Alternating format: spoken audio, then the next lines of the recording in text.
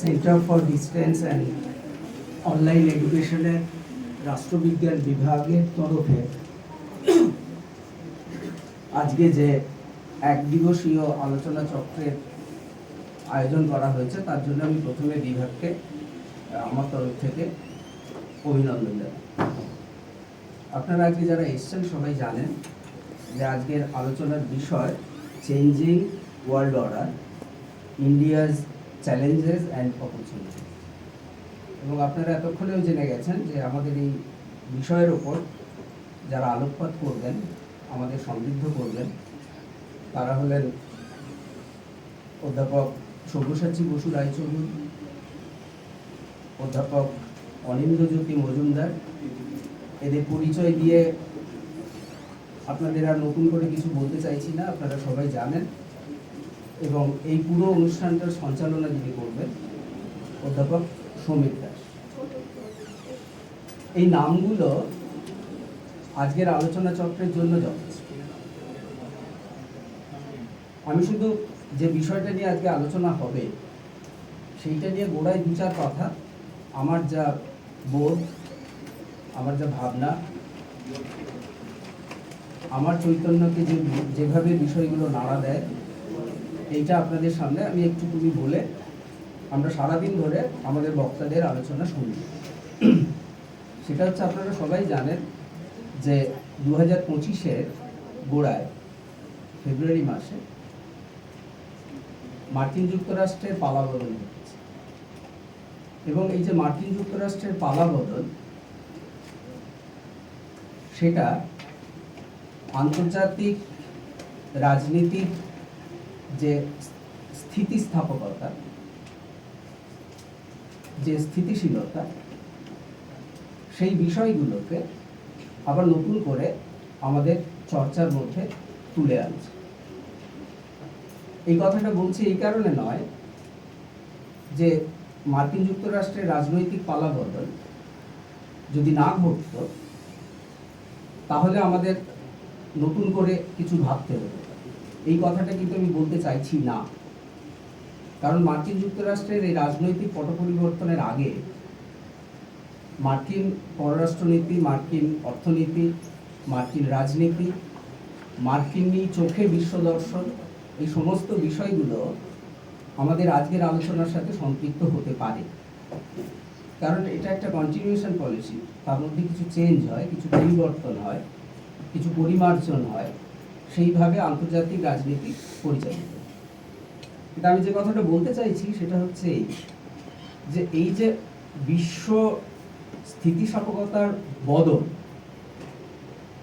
সেটা আমরা কি এই বছরের গোড়া থেকে ধরবো, না তার আগে থেকে বিশ্ব স্থিতিশীলতার ক্ষেত্রে বা বিশ্ব অস্থিতিশীলতার ক্ষেত্রে যে উপাদানগুলো ছিল সেই উপাদানগুলোকে আমরা আলোচনার মধ্যে আনব।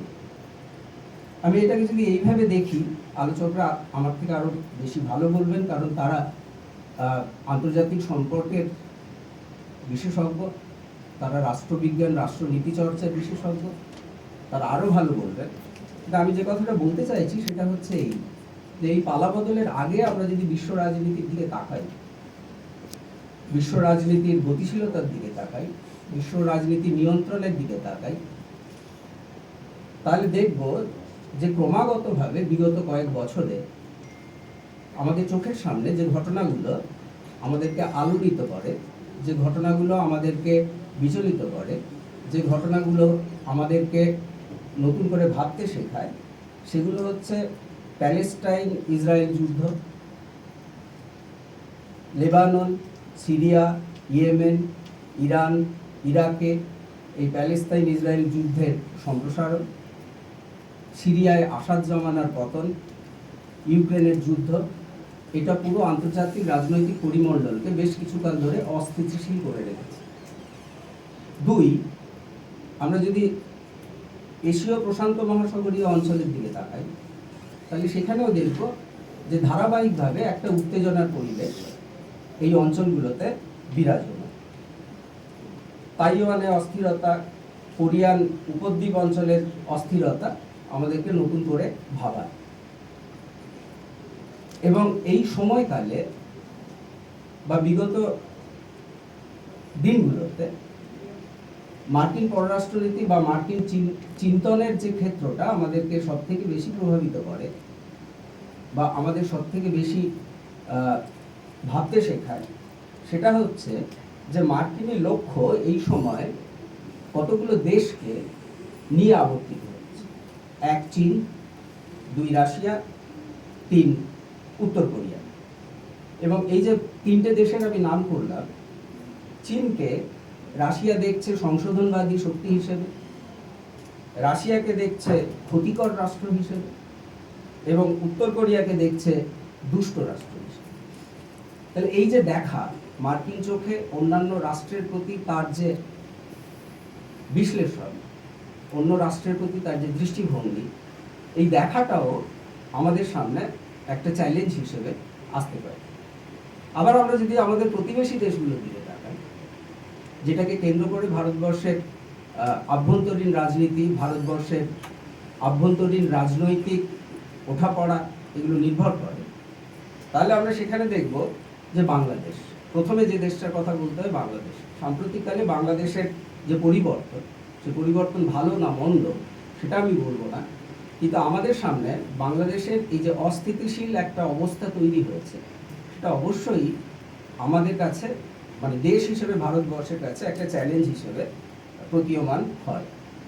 2 শ্রীলঙ্কার পরিবর্তন, 3 মায়ানমারের গৃহযুদ্ধ, 4 একদম সাম্প্রতিক সময়ে আমরা যেটা দেখছি, পাকিস্তানে বেলুচিস্তানকে কেন্দ্র করে আবার ধারাবাহিক একটা গণ্ডগোল, নতুন করে আলাদা বেলুচিস্তান রাষ্ট্র তৈরি হবে কিনা তাই নিয়ে একটা কি বলবো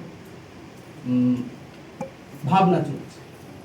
মানে স্বাধীন বাংলাদেশ রাষ্ট্র 71-এ যেমন হয়েছিল, নতুন করে বেলুচিস্তান বেরিয়ে এসে আলাদা রাষ্ট্র তৈরি হবে কিনা, এটা একটা মানে নজর ঘোরাচ্ছে আমাদের।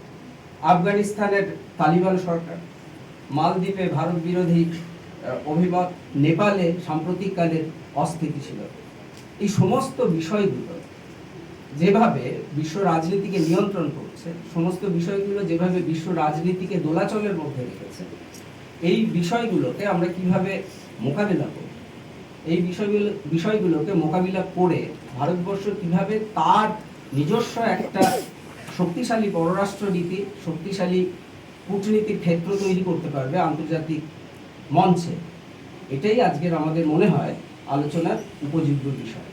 আমি বহুমাত্রিকভাবে একটা কাঠামো আপনাদের সামনে রাখলাম। আজকে যারা বক্তারা আছেন তারা এটাও হতে পারে বহুমাত্রিকভাবে বিষয়গুলোকে বিশ্লেষণ করবেন, বা কোনো কোনো ক্ষেত্র ধরে একমাত্রিক আলোচনাও করতে পারেন, সেটা তাদের ব্যক্তিগত স্বাধীনতা, সেখানে আমাদের বলার কিছু নেই। এইটুকু বলে, এই যে আপনারা আমাদের এখানে এসছেন, যারা শুনতে এসছেন এবং যারা আমাদের আমন্ত্রণে এখানে বলতে এসছেন, সবাইকে আরেকবার আমার তরফ থেকে, মানে সেন্টার ফর ডিস্টেন্স অনলাইন এডুকেশনের তরফ থেকে অভিনন্দন, শ্রদ্ধা জানিয়ে আমার বক্তব্য শেষ করছি।